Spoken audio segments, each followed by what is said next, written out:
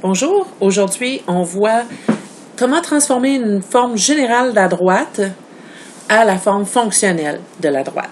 Donc, quand on fait quelque chose comme ça, il faut toujours se demander qu'est-ce que je veux. Je veux, bien évidemment, je veux transformer ça, mais comment le transformer? Donc ici, on voit que Y est isolé. Dans la forme fonctionnelle, Y égale mx plus b. Donc, on va isoler le Y. C'est tout. On va dire plus Y ici. Pourquoi qu'on dit plus Y? Parce que je veux mettre Y seul de son côté. Donc, je vais enlever le terme en Y ici et il va se ramasser de l'autre côté en faisant là, la stabilité, là, plus Y de chaque côté. Je peux aussi tasser le 3x et le 8, puis après ça, tout multiplier par moins 1. Mais ici, tu sais, il faut comme un peu regarder qu'est-ce qui serait le plus court. Tu sais, il faut pas toujours être comme un robot, puis tout tasser, puis après ça, tu sais, faire plein de calculs pour rien. Puis je vais vous montrer ce que je veux dire. Donc, ici, en faisant ça, il reste 3x plus 8 à gauche, et à droite, il reste ton plus 1y, et tu as fini. Tu sais, tu peux le réécrire si ça t'aime pas la façon que c'est écrit. Tu peux le réécrire comme ça, c'est la même chose. Ce dont je parlais tantôt, c'est, écoute, je vois plein d'élèves là, faire ceci. Et c'est correct. Sauf que, il me semble que c'est très long pour rien. Donc là, ils se disent, OK, je veux que mon Y soit à gauche. Donc, ils font ça. Hein? Ils font aussi moins 8. Donc, ils se ramassent avec moins Y est égal à moins 3x moins 8. Hein? Moins 3x moins 8. Là, soit qu'ils vont oublier qu'il y avait un moins Y tantôt, là, hein? Donc il est descendu avec lui, ou encore, tu sais, il ne faut pas oublier que c'est Y que je veux, c'est pas moins Y. Donc, je dois multiplier tout ça par moins 1, et ça va me donner ceci. Donc, moins fois moins donne un plus, moins fois moins donne un plus, moins fois moins donne un plus. Et on se ramasse avec la même chose, mais c'est beaucoup plus long. Donc, oui, tu as le droit de faire ça, absolument. Mais à quoi ça sert d'envie de faire tout ça? Mais, tu sais, tu peux. On est rendu à un point en maths là, où est-ce que vraiment, là, ça te tente de faire ça? Fais-le en autant que ta démarche soit claire, c'est correct.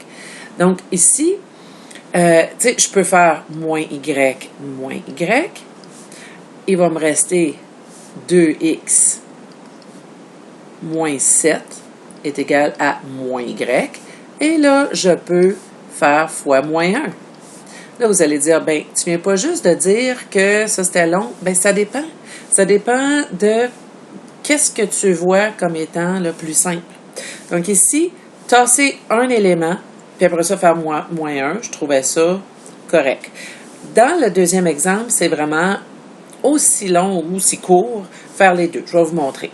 Donc, si on multiplie tout ça par moins 1, ton 2x va devenir un moins 2x, ton moins 7 va devenir un plus 7, et ton moins y devient un y. Donc, tu as, bien sûr, y est égal à moins 2x plus 7, si tu veux absolument l'écrire là, comme celle de base comme ça.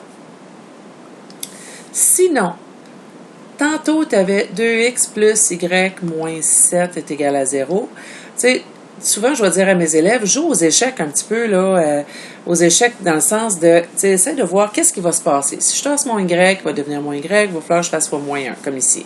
Sinon, je peux faire moins 2x. Ici, mon moins 7, pour l'enlever de là, je vais faire plus 7. Et il va me rester juste 1 y est égal à moins 2x plus 7. Donc ici, au lieu de changer au lieu de tasser deux items, je tasse, pardon, au lieu de tasser un item, j'en tasse deux, mais j'ai déjà fini. Excusez-moi.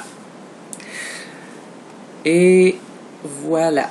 Donc, y est égal à moins 2x plus 7. C'est la même chose que celui-là. Donc, vous choisissez la méthode que vous aimez le mieux. L'idée, là, c'est d'avoir le y tout seul de son côté. Bon, naturellement, on arrive à un exemple qui est un peu plus complexe. Donc, ici, il y a tu peux prendre ton moins 3y, là, tu le sais, là. Pour l'enlever de là, il faut que tu fasses plus 3y. Donc, il va déjà devenir positif. Fait que ça, c'est pas pire. C'est ça que je veux dire par jouer aux échecs. Essaye de prévoir ce qui va se passer. Et là, tu vas avoir ça ici. Donc, 4x plus 19 est égal à 3y. Et ce qu'on veut, c'est y. Tout seul. Donc, 1y. Là, on a 3y. Donc, 3 multiplié moins y, ce que je vais faire, c'est que je vais diviser par 3 pour l'enlever de là. Sauf que je n'ai pas le droit de le faire juste d'un côté. Donc, je le fais des deux côtés. 4x plus 19 sur 3 égale y. Donc, ma pente, c'est le coefficient du x quand mon y est isolé, hein, la forme fonctionnelle. Donc, j'ai 4 tiers. Et l'ordonnée à l'origine, c'est 19 tiers. Donc, si tu veux l'écrire comme ça,